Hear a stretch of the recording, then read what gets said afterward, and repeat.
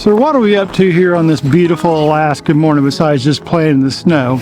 Well, today we're going to take the Nikon Z 180-600 and we're pairing it up with the 1.4 teleconverter to see how it performs and see how the image quality is, the hit rate, and all that fun stuff. So that's what we're going to do today. So let's talk about it.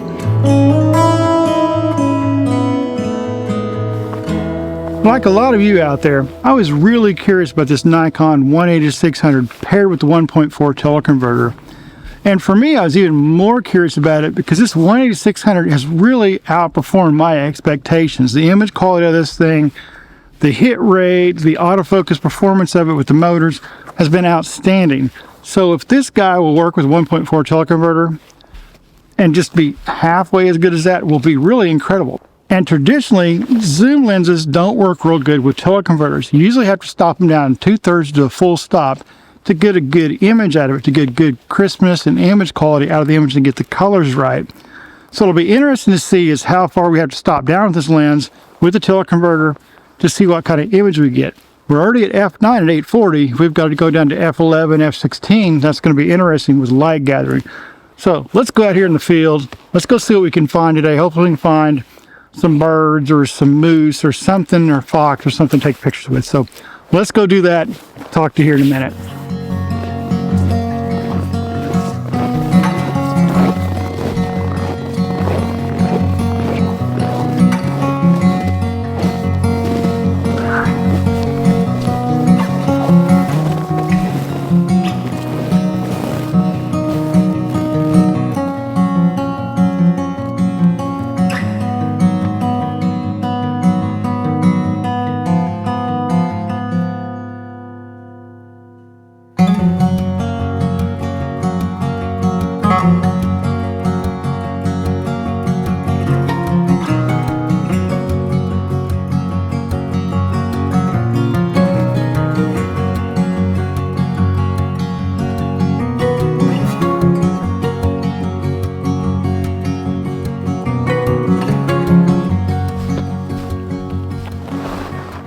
This is super cool.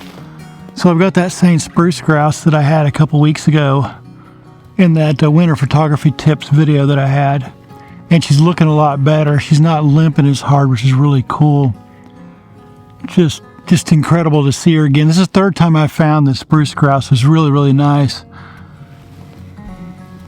Get some more shots of her real quick. Hang on.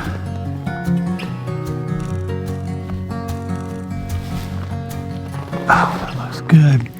That is so nice. This teleconverter is working really good too because I don't have to be really close to her. I can shoot at 840 millimeters, and which is really nice because I can talk to you while I'm still shooting her, not spook her, which is really cool. But again, it's so nice to see this girl out here doing well. The leg's looking a lot better. She's actually putting weight on it. Before she just wouldn't put any weight on it, just kind of hop. But now she's putting weight on it and kind of walking with a little bit of a limp, so that's really cool.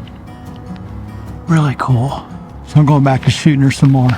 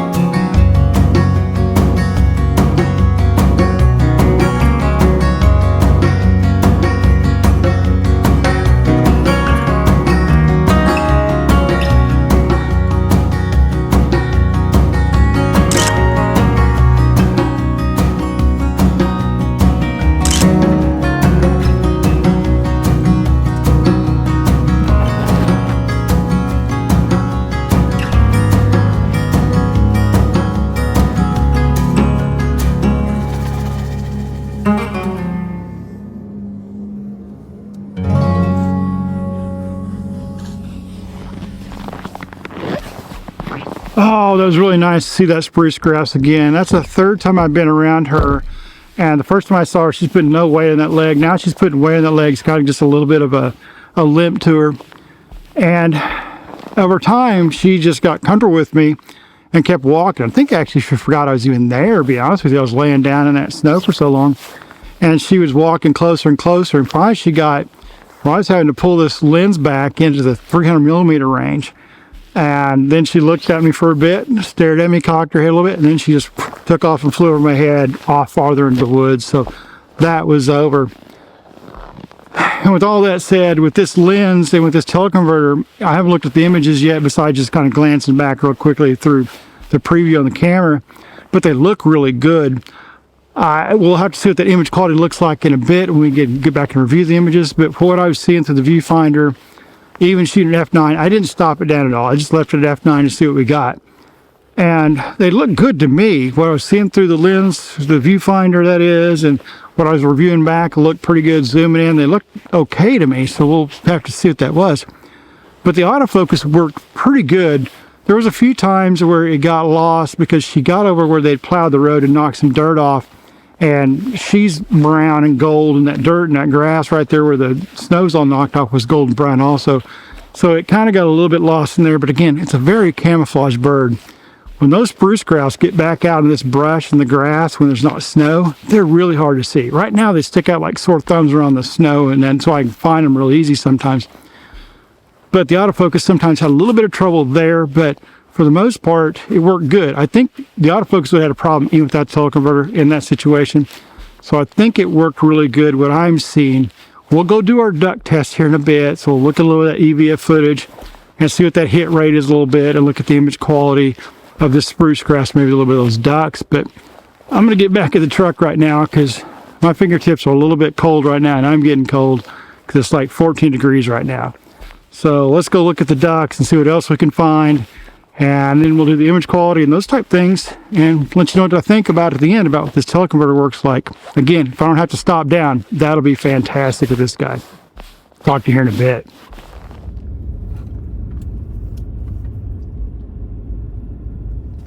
Before we get into the EVF footage, look at the autofocus performance, this 180 to 600 with this 1.4 teleconverter. I want to talk a little bit about teleconverters and where I stand on them, what my experience is, and just really what my personal opinion on teleconverters are.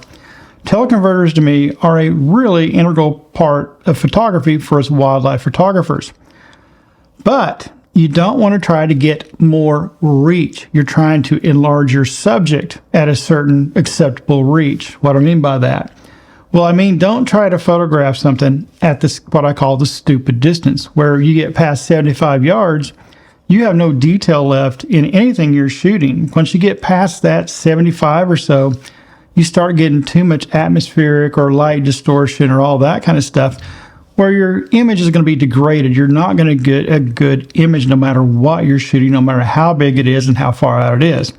Now, if you're shooting an environmental shot where you've got a kind of a landscape and you want your animal small in the frame, that's a different matter. You don't need a ton of detail in that bird at that.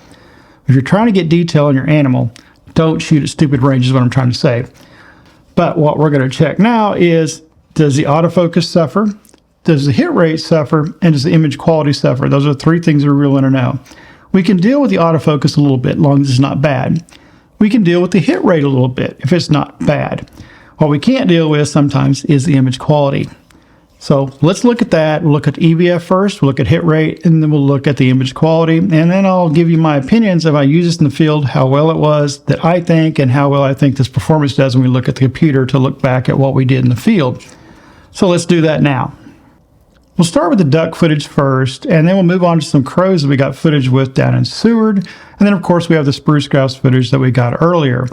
Just to let you know how the test works and how this performed, without the teleconverter, is we would focus all the way out as far as we could to almost infinity, or we would focus at our feet to minimum focus distance and then get the bird out of focus and then see how quickly it racks to it. This lens without the teleconverter would always be about 5 to 6 frames in at a 24 frames a second. All right, we're going to look at this first duck. This is how the lens performed about half the time. This is probably the worst performance I got out of it, but it was still really good. So we're going to watch it first in real time, then we'll go half speed, and then we'll go frame by frame to see how long it took or how many frames it took once I hit the button at 24 frames a second. Remember that. So it's really fast. So anything with 12 frames is half a second. Remember that. Boom. Extremely fast. Now let's watch this back in half speed, and then we'll do frame by frame. All right, here we go. Find the first one. So that's 1, 2, 2's almost there. 3 goes back out. 4's out. 5's almost there. 6 is there. 6 and 7's there. So it was 6. So what I noticed with this lens was really interesting. When we did the 404.5, when we put a teleconverter on it, I saw exactly what I just saw right here. Really interesting, where it goes into almost focus within 3 frames, goes out for a frame or 2, and then right back to where it was, and then 5 or 6 it hits it. Now again, that's 1/4 to 1/3 of a second that it's acquiring that eye, staying with it. Now let's see if it stays locked on the whole time. So you see there about the 9th frame it says eye. So it's on the chest and it goes 9th frame eye.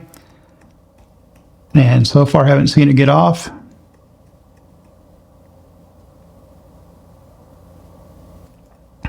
So from there on out, it is tracking and holding that eye or the front of the beak or the head. So for me, for that burst right there, as I held that frame down, that autofocus down, it stayed on it. We'll look at the hit rate later, see what that is. Here's the next example. This time we are focused at our feet. We're going to the bird, so we'll see what it looks like. Real speed first. Boom, extremely fast, just right to it. We'll back it up. We'll go half speed. Now let's watch it back frame by frame, see what we got. Okay, 1, 2, 3, almost there, 3. 4 went out again. 5 out. 6 almost there. 7 almost there. 8's there. So this one was interesting. Again, we saw that a little bit of, almost there, pulls back, goes back to it. Again, we're at 8 frames, so we're at a 1/3 of a second there. Still extremely fast. We're nitpicking, but we want to see how much difference this teleconverter is versus not having a teleconverter. So what we're seeing, it's either right there or it's 8. But we are seeing differently though, is we did not see this lens do that little bit of a pulse at 3 or 4 and go in. Still not a problem. Just like the 404.5, it's acting exactly the same way with the teleconverter. Remember, anytime you put something between the body and the lens, it's got an extra communication. So that may be what it is. You're not going to miss shots unless you're hitting the shutter before you hit the autofocus button. That's the only time you would lose these, because it's happening in half a second. You're probably not focusing and then hitting that button at the exact same time. Sometimes you may. But let's see if it holds on. Go back to full speed and see how long it holds on. If the focus stays with us.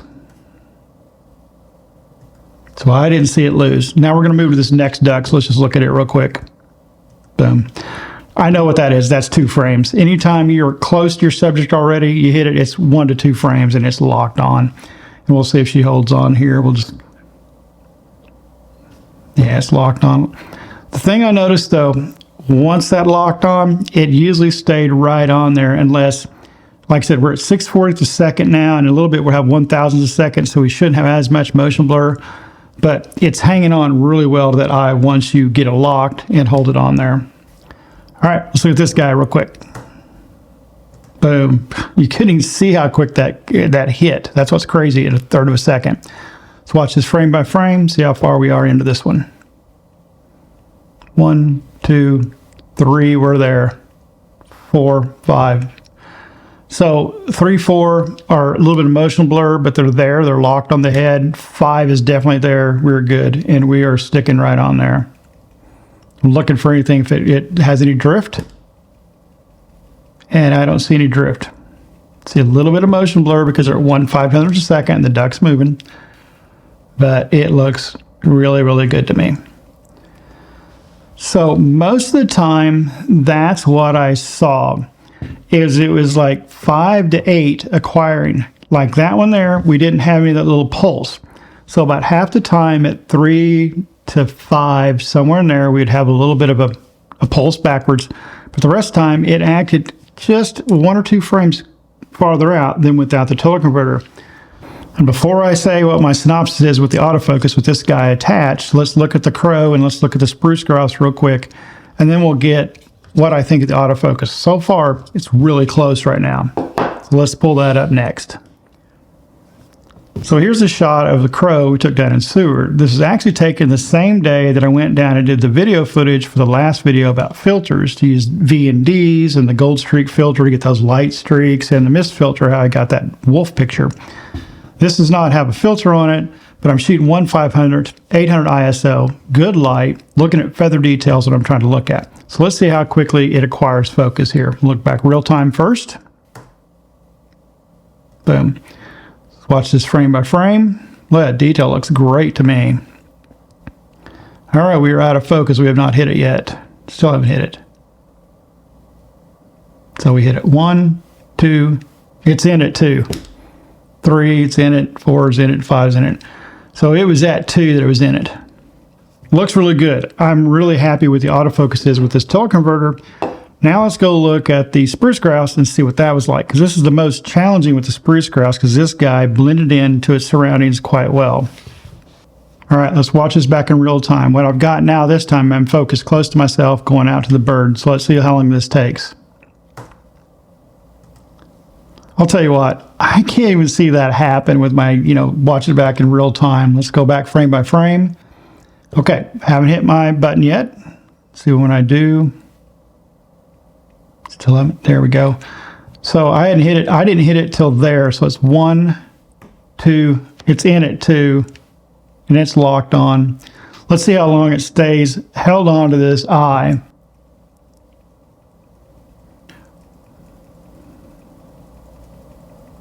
See, I'm not hitting the button here. So you'll see I let off the button there. See, it goes white. That means I'm not holding the autofocus button. So now it's staying on the plane. Because what I do, as long as the bird's staying in the same focal plane where I got the lock, I usually get off the button and until it looks like it's moving too far that direction from me or moving towards me or away from me, and then I'll hit it again to reacquire. So it's staying at that right plane. So let's keep going. So you see how she moved her head. So she's flat to me, I'm off the button. As soon as she turns her head, right here when I see her turn her head, I'm gonna hit the button, watch. My reaction time is slow, look at that. There's the button, so I hit it again. Remember, this has happened extremely fast. So as I see her start to turn her head towards me, I know my focal plane could go off, so I hit the autofocus button again, and that's how I work my autofocus. I get my lock, they're staying kind of where they're at, I don't hit the button. If they start to move out of that focal plane, I hit the button again. Let's keep moving. We're locked, we're locked, we're locked, we're locked, we're locked, we're locked. See, she moved her head up, moved towards me. This thing stayed locked. So far, looking good. Let's look at one more example with this bird, and then we'll give our conclusion about the autofocus performance with the teleconverter. All right, we're focused on the background. Now we're going to come to the bird and see how quickly that takes us to hit that bird again.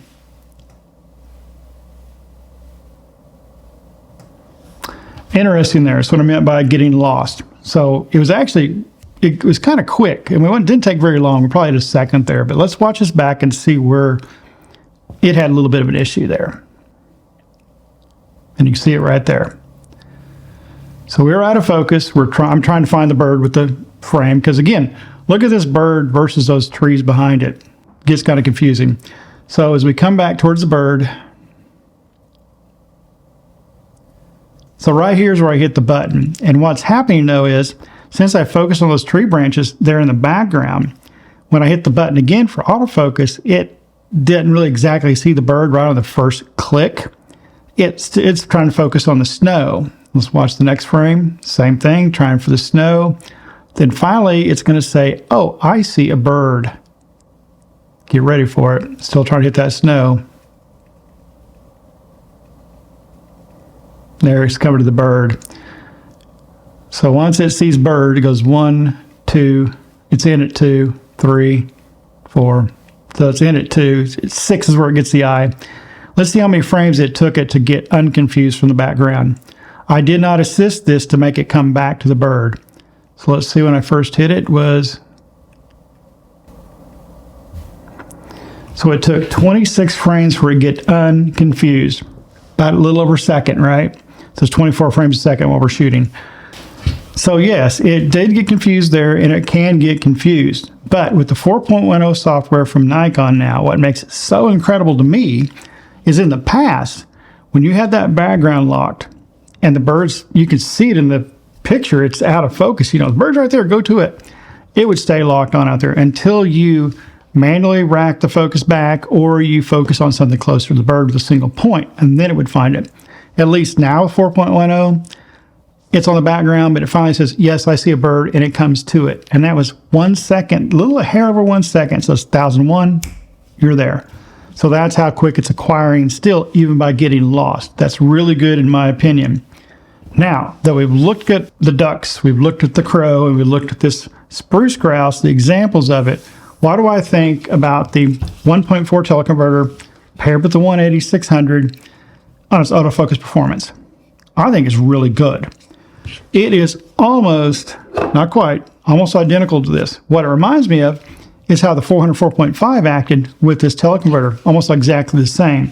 It's still acquiring in almost all situations in a third of a second. At worst, at times, a half a second. We saw this condition where it got confused, just a hair over a second.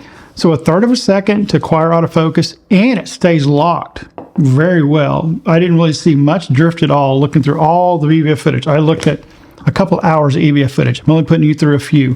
The video may seem long, but at least I pared it down to look at the way I saw the most happenings of to give you those examples. Now that we're done with autofocus, like I said, to me, works really good. Hit rate, it's one you guys are probably worried about, but the image quality is the one I really worry about. So now let's look at hit rate real quick. We'll look at a few little bursts and see what it looks like. Let's start with this little girl here. This is pretty typical what I saw with this teleconverter on this lens pretty much all the time. Remember, we saw a little bit of a pulse at 3 to 5 with that. But the thing about it is, most of the time when you get that pulse, you're not hitting the shutter button right when you hit the autofocus. You're hitting the autofocus, then the shutter. Because what we're watching for is hit the autofocus button, see it lock, and then hit the shutter button. So from the very first frame, we are in focus. We are locked that eye. Let's keep going. Still locked. Still locked. I'll let you know if I don't see it locked. Don't see any pulse. Next one. Let's look at this guy here. Again, 500 second, 6400 ISO, f9. This one's, he's moving a little bit, so we'll see how it locks. We may get some motion blur, but we'll see what we get. So the very first frame, we're pretty much locked. I also have some fog because there's the water temperature, the air temperature is a little bit different, and I was getting a little bit of a haze fog in there. So the image is actually good right here. Still locked. We're locked on that head the whole time. Looks good. Still locked on. Thought I went to the feather, but it didn't. It's still locked on the head. Still locked. Look good. Look good through there. All right, let's look at the last duck real quick right here. First frame we're out. Second frame we're in. Third we're in.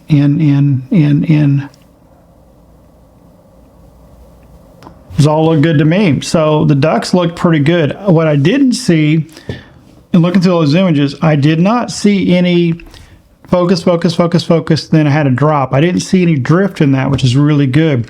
So far the hit rate looks good. Let's go look at the crows next, then we'll move on to the spruce grouse, and then we'll talk about hit rate. So far we're really good. All right, let's start with the crow burst. We are locked on. We're looking good. Still locked on. And you can't see the eye either, so it's locked on really good. We saw it lock in the head, even though it didn't see the eye, but it's looking good.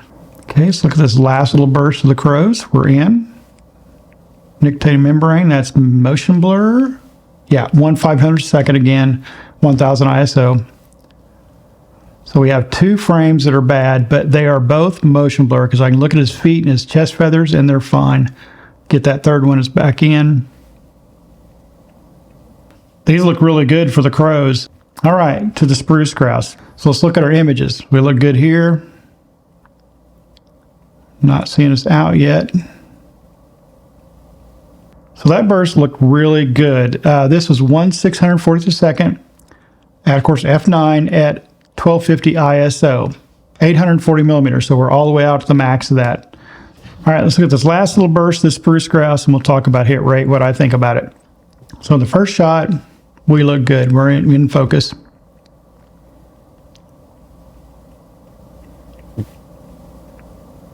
Look good to me. We'll keep going here.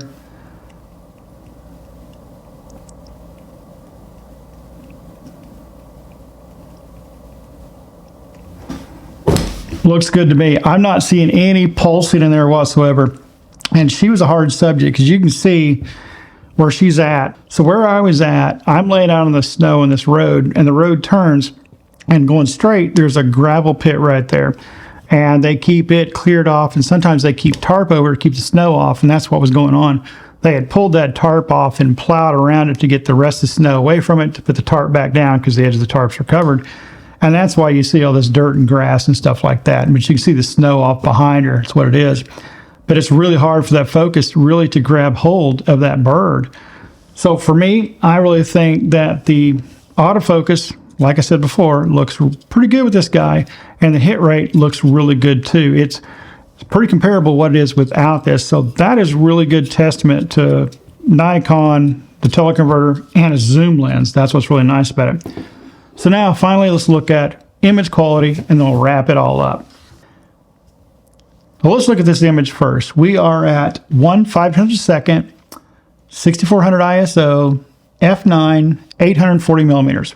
Remember we talked early in the video, I said usually with these type lenses, when you're out there at that max, you need to stop down. So I should have been at f11, f16, something like that. But I left it at f9 just to see what we get. And I'm pleased with this. The colors look good. The detail looks good. It looks more than sharp enough and enough contrast. I think it looks good to me. I don't see anything wrong with it. We are at a, we're not zoomed in at all. This is the full image. You can see up here, there's no little box up here. So it looks great. And this is at the range where it's really hard to get all those details when you've got it really big and you're sitting there with that super shallow depth of field, and it's right across that face. You can see the tip of the beak goes out and the shoulders behind the head goes out, but the eye, the front of the, about where the nostrils are to the back of the head is in the focal plane. Looks good to me. Let's look at this little hen here. She looks great. I think the image quality in this one looks fantastic. The color rendition looks great. The sharpness, the image quality looks great. You see how even the log right with her's, a little bit blown out. She's completely in focus where she needs to be.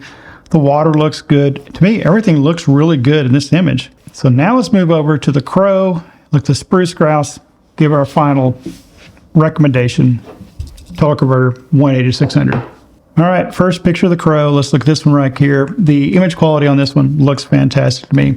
The eye is sharp as a tack. The colors look good on the bird. The feet look great. You can see all the detail on the feet. They look great, fantastic to me. Look at that. I think the image quality looks good on these crows right quick. Let's see if we can find another one real fast. So this one right here looks good too to me also. Eyes tack sharp. Feathers look great. The bouquet in the background, that's actually some boats and stuff behind there. They look great. The bouquet balls look nice. Everything looks good. I'm not level, which I would have to level this picture a little bit. It's got a little bit of an angle there. But other than that, the image quality looks great to me. Let's move on to the Spruce Grouse. All right, first image here. What do you think? Look at that. I mean, the feather detail is great on this guy. The head looks good. The feathers around the neck of these birds are kind of muddy looking in any picture you got. But once these are unedited. I have not edited these pictures at all. And they look great already. It's going to take very little editing to get this. Of course, I got to get my horizon a little bit level there. It's a little bit going up to the right a little bit. Sometimes I don't pay attention to my level. I have it in the camera sometimes, but looks good otherwise. With the feather detail, all those on her shoulder, everything. The focal plane is at her head to behind her shoulders. You see her feet are already dropping off with that depth of field because I'm shooting 840 millimeters, 1/1000 3200 ISO, f9. That's the key right there. We are at f9. We have not stopped this down at all. We're at the wide open as we can get at f9 at 840 millimeters, and the detail is great. I don't think by stopping at f11, I may get a little more contrast, a little more detail, but That is great already. So let's look at another image, see if it holds up. And this one here, I think the image quality is great. Remember, f9, this time at 1,000 second, 2000 ISO, 350 millimeters. So she's getting pretty close to my minimum. Remember, this goes 252 to 840. So I was really zoomed back to myself with that. But it looks great. Let's look here at these feathers, where the most detailed feathers are. This down here is foreground blur. Remember I talked about in the videos how to get that foreground blur. You'll see here the parts that are not foreground blur. All the details are in these feathers. You can see all the little pieces of feather here. You can see this little feather that's kind of plucked out right there. All the little damage to that feather and that feather. Look at the tail. You see all the little ripple banding in that tail. Fuzz. It looks good. It looks really good. Let's find one more to look at, and then we'll move on. All right, let's look at this last image here, then we'll get a synopsis and wrap up on everything. So again, I think this looks really good. I got good foreground blur. Background blur looks great. Focal plane right across there. She looks great. A lot of color. Again, not edited image. There's so much more I could do to this bird by editing this image, and it wouldn't need much editing really. Maybe a touch more on the whites to bring out her whites. Maybe a touch more on maybe the white balance, a touch, but that's it. I mean, we're talking moving 1 to 2 on those knobs, not much at all. And I've got my composition right, which is really good. Get the comp right, you don't have to crop down. So let's look at these real detailed feathers in here and look at that. Look at all these fuzzy feathers. You can see every little bit of line in these feathers. You can see all the banding in here. There's that little feather that was plucked out again, another one right here. The tail's falling out of focus. The feet are almost out of focus. But all that detail is there. That is great.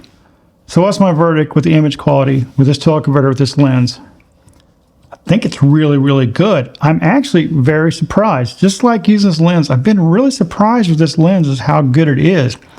And to be able to handle a teleconverter and get the image quality we're getting out of that image right there of that Spruce Grouse, I think that's really good. Unedited image, nothing done to it. And you can go to town on this image and make it even better, which is really nice. Usually with teleconverters on a zoom lens, you have to stop down. I didn't stop down on purpose just to see what it looked like. And I think they're really acceptable. I think if you stop down to f11 or what, maybe you'll get a little more contrast and maybe a touch more image quality, but I don't see how much more I need than what I've got right here. I'm really surprised with it because this one is at 840 millimeters. I'm shooting out at the very end of that. So usually with teleconverters, when you get out to your 600 or the 180 range of that, the minimum or the maximum, that's usually where the images start falling apart a little bit.